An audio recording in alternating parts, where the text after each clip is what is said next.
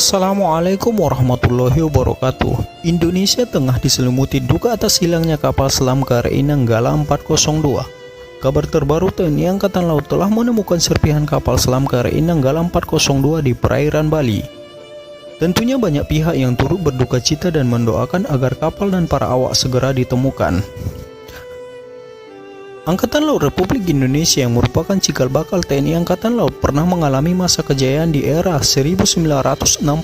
Bahkan kekuatan Angkatan Laut Indonesia di masa itu terbesar di Asia Tenggara. Bagi kalian yang belum subscribe, jangan lupa tekan tombol subscribe di bawah video ini. Mari kita berbagi pengetahuan dan hal seru lainnya yang ada di dunia.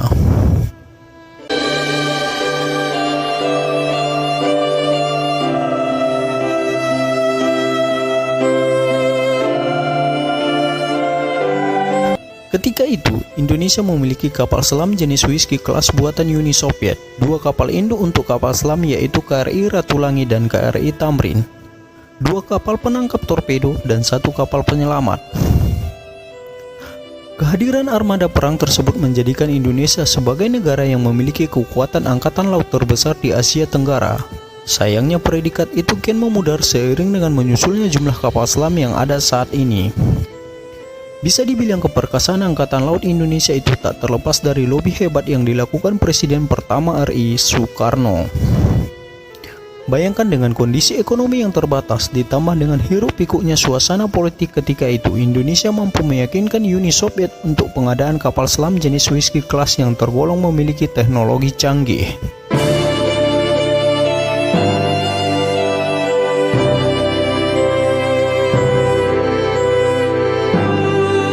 Di sisi lain, seluruh armada perang tersebut merupakan pinjaman lunak Uni Soviet kepada Indonesia guna membantu operasi militer merebut Irian Barat. Bahkan untuk menunjang pengoperasian kapal selam, Uni Soviet juga membangun stasiun bantu kapal selam yang digunakan mengisi baterai-baterai kapal selam. Seluruh bantuan itu mencapai 1 miliar US dollar kala itu.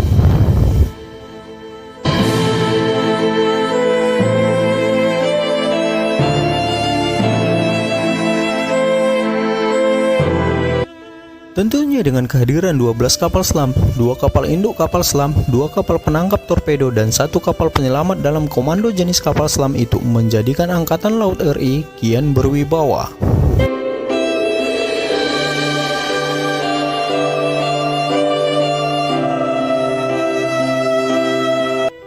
Bahkan dengan kemampuan Angkatan Laut RI membuat Belanda menyerah atas prestasi itu, tentu saja kita layak berbangga, betapa tidak. Pada saat itulah Angkatan Laut RI menjadi angkatan laut terbesar di Asia Tenggara. Tentunya kehadiran kapal-kapal selam RI saat operasi Trikora sukses mengepung Irian Barat, mengadakan operasi pengantaian dan penyusupan pasukan komando ke daratan Irian. Sukses ini membuat Belanda mengurungkan niat berperang terbuka dengan Indonesia. Terbukti, kita ditakuti beberapa negara. Pasukan Belanda akhirnya menyerah dan memilih mengembalikan Irian Barat ke tangan Indonesia.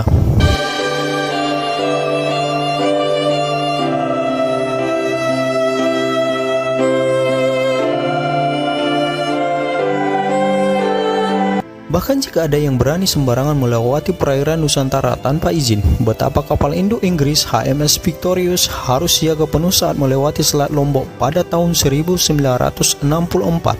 Namun tetap saja bisa dicegat oleh kapal selam Indonesia. Mereka tak sembarangan karena dibayang-bayangi terus sampai meninggalkan perairan Nusantara.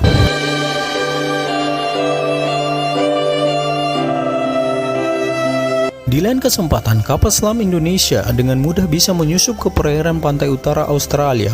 Lalu berikutnya bisa masuk ke pelabuhan Singapura. Kapal-kapal selam itu bisa leluasa berkeliaran di perairan tersebut tanpa terdeteksi. Kapal selam tersebut juga unjuk kebolehan di antara kapal-kapal niaga yang sedang sandar di sana untuk kemudian menghilang lagi ke dasar laut.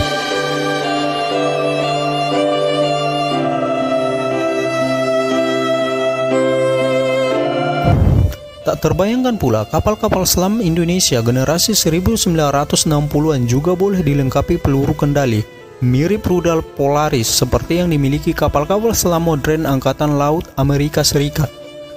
Kondisi seperti ini tentu membuat negara lain lebih berhati-hati. jika harus berurusan dengan Indonesia.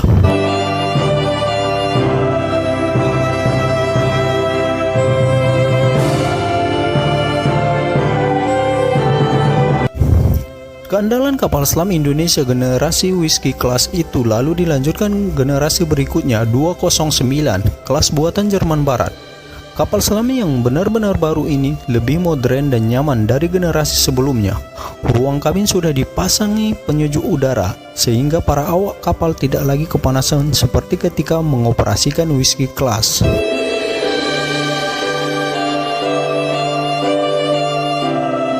Lebih hebat lagi, senjata torpedo yang dipanggul kapal selam 209 kelas adalah buatan PT Industri Pesawat Terbang Nusantara sebagai karya unggul putra-putri Indonesia. Hasil uji coba memperlihatkan bahwa tingkat keakurasi torpedo buatan Indonesia mencapai 100%.